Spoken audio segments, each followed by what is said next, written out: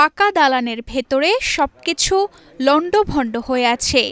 ঘরের ভেতরের ভাঙচুরের দৃশ্য চারদিকে স্পষ্ট। শোকেজের কাঁচ ভেঙে টুকরো টুকরো হয়ে মেঝেতে ছড়িয়ে ছিটিয়ে আছে। টেবিল ও চেয়ার উল্টে পড়ে আছে একপাশে। ভাঙচুরের কারণে পুরো ঘর জুড়ে আতঙ্ক আর অসহায়ত্বের ছাপ স্পষ্ট হয়ে উঠেছে।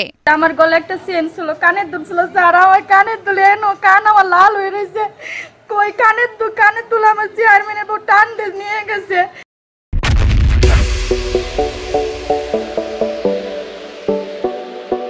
চেয়ারম্যান বাড়ি কইছে কি আমাকে বাঁচান, কইকে তো কেউ এর বাঁচাবার আসবে না। আমি কইছে পুলিশকে কব, পুলিশও কিছু করতে পারবে না, পুলিশ আমাদের হাতের ভিতরে এগুলা বলে। পরে আমার স্বামীরা তো 2-3 মাস আগে রাস্তায় পায় মোবাইল 1.5 লাখ টাকা মোবাইল নিয়ে গেছে, আর মারছে, টাকা দেয় না, মোবাইল নিয়ে গেছে। ফরিদপুরের পশ্চিম আলিয়াবাদে দুবাই প্রবাসী 5 ভাইয়ের বাড়িতে 2 দফায় সন্ত্রাস হামলার অভিযোগ পাওয়া গেছে। হামলাকারীরা নগদ টাকা ও স্বর্ণালংকার লুট করার পাশাপাশি পরিবারের সদস্যদের মারধরও করে। এই ঘটনায় আহত হয়েছেন 3 জন। তাদের মধ্যে একজনকে ভর্তি করা হয়েছে ফরিদপুর মেডিকেল কলেজ হাসপাতালে। প্রবাসীর বাড়িতে হামলার নেতৃত্ব দেবার অভিযোগ উঠেছে সদর উপজেলার আলিয়াবাদ ইউনিয়নের 6 নং ওয়ার্ড মেম্বার আফজাল হোসেনের বিরুদ্ধে। আফজাল নিজেকে বিএনপির নেতা বলে পরিচয় দেন, এমনই বলছেন ভুক্তভোগীরা। এই আফজাল আর রিজাউল এগুলো গডফাদার এগুলো হিসেবে তারা কাজ করে। তাদের 50,000 লোক নিয়ে আমার বাইরে কয়েকবার মারছে, হামলা করছে। আমার বিল্ডিং কিন্তু 2টা মোটরসাইকেল চুরি করে নিয়ে গেছে, আমার দোকান ভাঙিয়ে। সাদা দেওয়ার না কারণে একবার দিছি, আবার না দেওয়ার কারণে তারা এই জায়গা মদ নিশা পান করে, মাদক পান করে। এই নাম মানা করার কারণে, নিষেধ করার কারণে আমাদের প্রতি যে হামলা।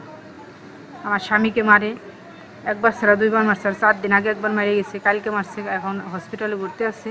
আমার বাড়ি লুটপাট করছে, বাড়িঘর ভাঙচুর করছে।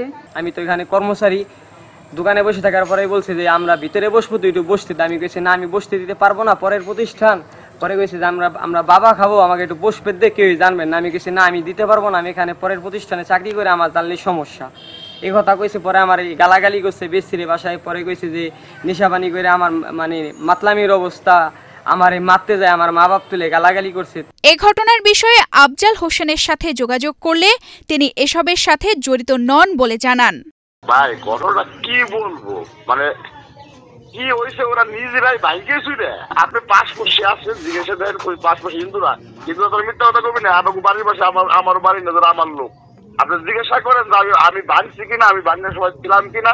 ওরাই বাইক নিয়েছিল, ওরাই তামা করে মানে হামলা আপনার গায়ে নেই। মানে কোতোয়ালি থানার ওসি বলেন, এ বিষয়ে একটি অভিযোগ পাওয়া গেছে। অভিযুক্তদের বিরুদ্ধে আইনগত ব্যবস্থা গ্রহণ করা হবে।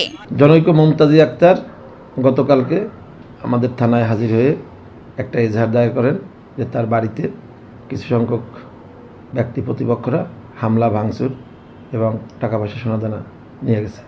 এর প্রেক্ষিতে আমরা তার এজাহারের ভিত্তিতে আমাদের কোতোয়ালি থানায় একটা নিয়মিত মামলা রুজু করেছি। মামলাটি বর্তমান তদন্তাধীন আছে এবং এই মামলায় যারা এজাহার নামে আসামি তাদের গ্রেপ্তারের অভিযান আমরা অব্যাহত রেখেছি। চাঁদাবাজি ও মাদক সেবন ঘিরে একাধিকবার হামলার শিকার হয়েছে প্রবাসীর পরিবারটি। এখন প্রশাসনের কাছে তাদের একটাই দাবি, নিরাপত্তা ও ন্যায় বিচার। তানজিদা রহমান, ইনায়া, বাংলাদেশ প্রতিদিন।